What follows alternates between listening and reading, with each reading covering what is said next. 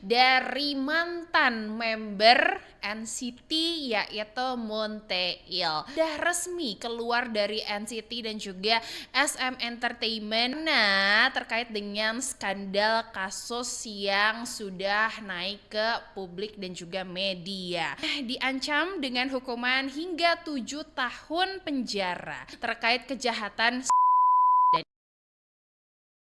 Annyeong Netinainers, balik lagi di Gangnam Iyagi barengan sama Mama yang Dira hari ini. Dan kayaknya di Korea Selatan lagi panas, super duper panas. Bukan cuman karena lagi summer, tapi memang beritanya panas banget. Dan hari ini Mayang di Gangnam Iyagi bakalan ngebahas tentang satu kabar dari mantan member NCT yaitu Moon Tae-il.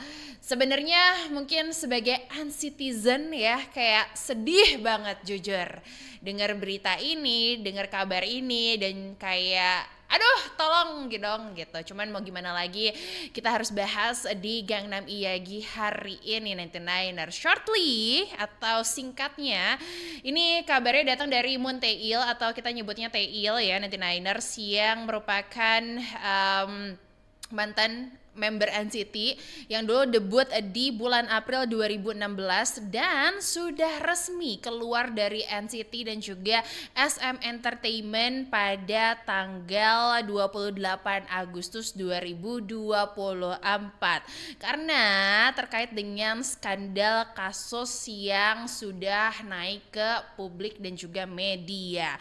Dan sekarang Tae-il ini sedang menghadapi persidangan atas tuduhan aggravated rape atau kekerasan dan juga lebih parah dari itu yang diancam dengan hukuman hingga 7 tahun penjara. Tapi ternyata kasusnya jauh lebih kompleks dari yang mungkin kamu baca di media atau mungkin yang kamu tahu, dan semua itu bakalan Mayang bahas di Gangnam Iyagi hari ini. Kalau misalnya kamu penasaran, yuk kita bahas. Stay tuned at 100 FM Play 99ers.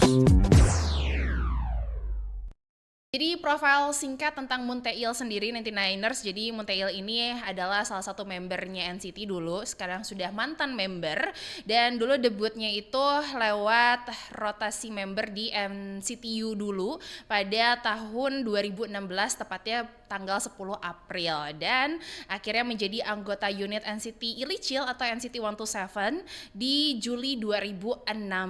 Sepanjang karirnya Tae-il ini ya beraktivitas barengan sama NCT 127, terus juga jadi main vokal juga di NCT, menghasilkan beberapa karya terkenal lainnya dan juga dipercaya untuk menjadi penyanyi official soundtrack beberapa drama seperti School 2017, terus juga Radio Romance sampai drama 2521 begitu.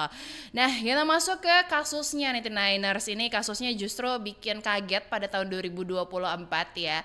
Kayak kok bisa ya kejadian seperti ini, terus lagi sedih sih jujur, kayak tolonglah gitu, banyak banget fansnya Tae-il, banyak banget mungkin yang dari awal dia debut langsung ngefans sama Moon Tae-il gara-gara suaranya yang jadi ciri khas dan juga berbeda dengan idol yang lain. Tapi kenapa gitu harus ada kasus seperti ini dan separah ini dan semenyakitkan ini gitu ya. Jadi untuk kasusnya sendiri ini bermula dari seorang korban yang ngelapor ke kepolisian terkait kejahatan. Dan ini dikutip dari indiatimes.com 99ers. Kasus ini pertama kali dilaporkan oleh korban itu ke kepolisian di Juni 2024, which is kurang lebih 1 tahun yang lalu. Nah, ceritanya di sini Tae-il dan 2 teman lainnya ini bertemu dengan salah satu turis perempuan Tionghoa di sebuah bar kawasan Itaewon, Seoul sekitar pukul 2.30 dini hari atau setengah 3 pagi nih ya. Dan korban yang saat itu dalam kondisi kobam alias ya kan, berat banget sampai nggak sadarkan diri, akhirnya dibawa nih oleh Taeil dan juga teman-temannya ke sebuah apartemen di daerah Bang Bedong serta dilecehkan di sana dengan keadaan si korban itu tak sadarkan diri sekitar pukul 4 sampai setengah 5 pagi gitu. Dan kejaksaan juga mengungkapkan nih bahwa Taeil dan juga 2 orang temannya memindahkan korban dari TKP itu menggunakan taksi. Jadi ketika melakukan kejahatan tersebut gitu ya dengan lokasi korban sadar itu ternyata di beda tempat.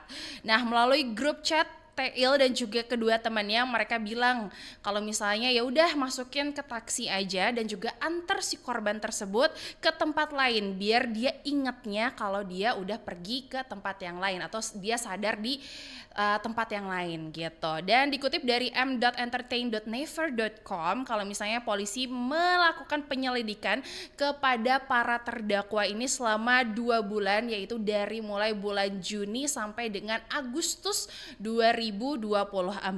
Dan menurut dokumen penyelidikan, korban mengalami kekerasan ketika tidak dalam keadaan sadar atau korbannya benar-benar nggak sadar kalau misalnya dia sedang menerima kekerasan seksual di situ ya.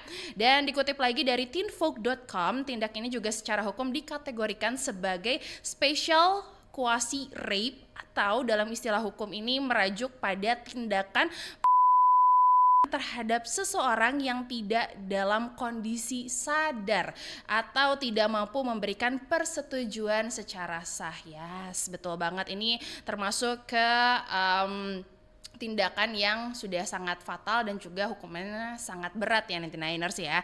Dan akibat dari insiden ini, Taeil akhirnya dikeluarkan dari NCT dan juga agensinya yaitu SM Entertainment yang diumumkan pada tanggal 16 Oktober 2024. Jadi di tanggal tersebut emang SM Entertainment langsung mengeluarkan surat kalau misalnya Taeil sudah officially dikeluarkan dari NCT dan juga SM secara berbarengan karena kasus yang tadi disebutkan.